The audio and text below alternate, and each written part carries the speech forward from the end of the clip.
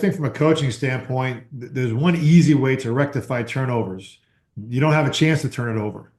That was the whole thing. Like it's the short leash that coaches can have for ball handlers. You have to have the ball to score. I was watching the Warriors just as an example this weekend, and one thing that stood about Jimmy Butler coming to the Warriors, and the one thing you would think of all the things he could say is, we take care of the ball, we have a chance to make more shots.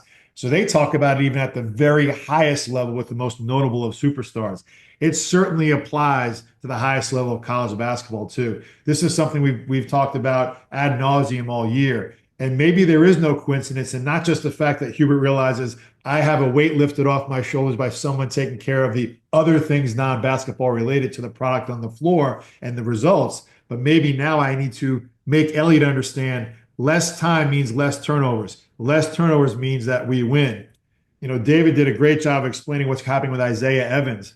And I look at this parallel. This is where you earn your stripes as coaching staff, because the head coach obviously has to really dial into the focus of the end result. The coaching staff now has to help manage these players that have these high expectations and make them understand what's really important at the end.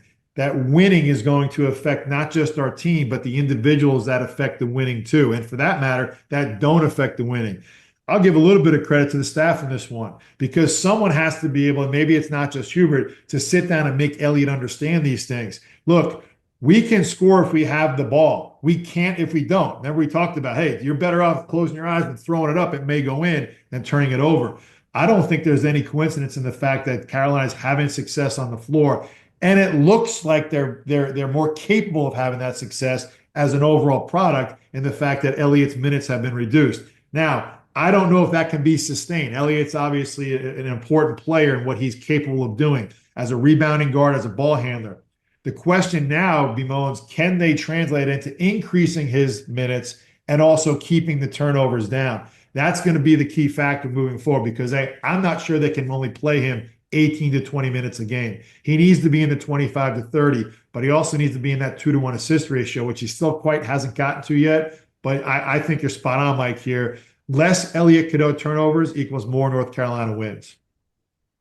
Yeah, Mike, I created the ACC Sports Journal back in the 1990s, and we, as a magazine and a website, there were a handful of features we did every single year. And one of them was called X Factor. And we asked a writer at each of the ACC schools to just pick a player who was good enough to be in the rotation, but not so good that you kind of knew what to expect on a night-to-night basis. And it was one of the most popular features we did every year. That's why we did it every single year.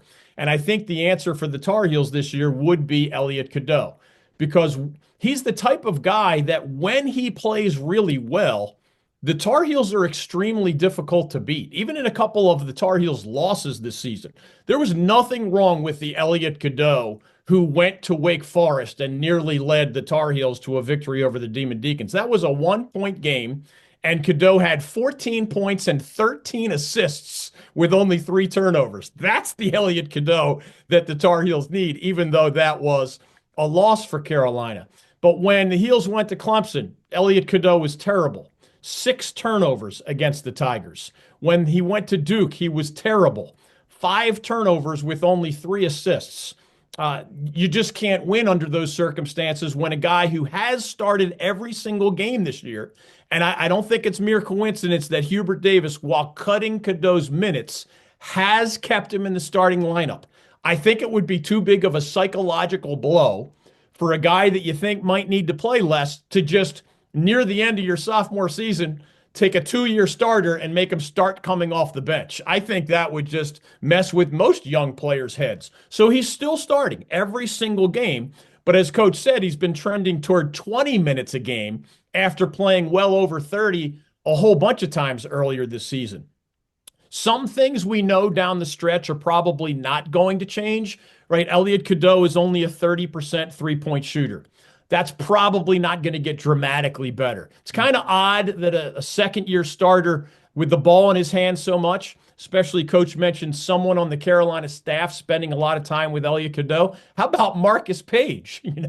One of the highest IQ guards in the history of Carolina basketball. You know what he did? Worked his tail off on his three-point shot, and it got better. Worked his tail off on his free throw shooting, and it got better. Worked his tail off on his handling and passing skills, and really minimized those dumb turnovers. Also rarely got into foul trouble, Marcus Page.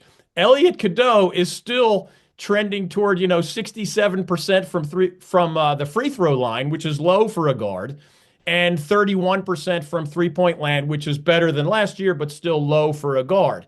But Elliot Cadeau, oddly, not only does he lead the ACC in turnovers by a mile, which he's a great assist man, which is great, but you can't lead the ACC in turnovers by a mile and lead your team to the NCAA tournament. He also gets in foul trouble all the time.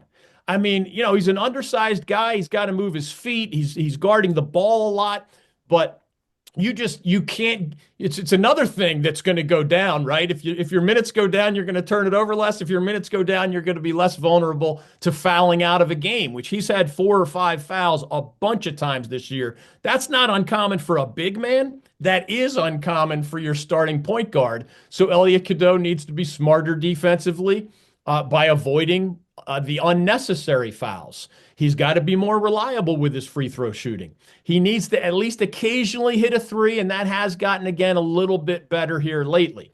But with Elliot Cadeau at his best, Carolina is an NCAA tournament team, and I would argue they're a dangerous team at both the ACC tournament in Charlotte and in the Big Dance.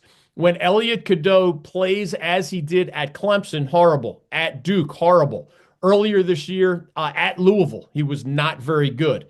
It's really the totality of his game. He doesn't need to be a big scorer for the Tar Heels. He does need to be really responsible with the basketball. He does need to hit those clutch free throws. He does need to kind of set the tone of confidence and sort of predictability. None of those wild throws, Mike, that you were mentioning. You need to wear body armor in the lower seats at the Smith Center in case you catch an Elliot Cadeau pass in the nose that goes astray.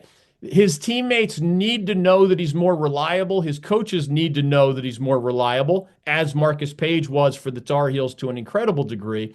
If he gets back to those patterns, he'll play more.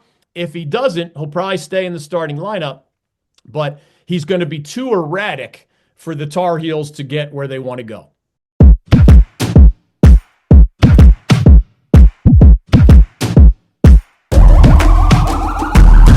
This is the moment we waited for.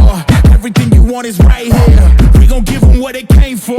We gon' take it up from last year. Shoot on my shot, boy, I'm long range. Me and the team on the same thing. Stayed down, never switched up. Only thing changed was the game. I'm in the zone now. Nothing can change what we on now.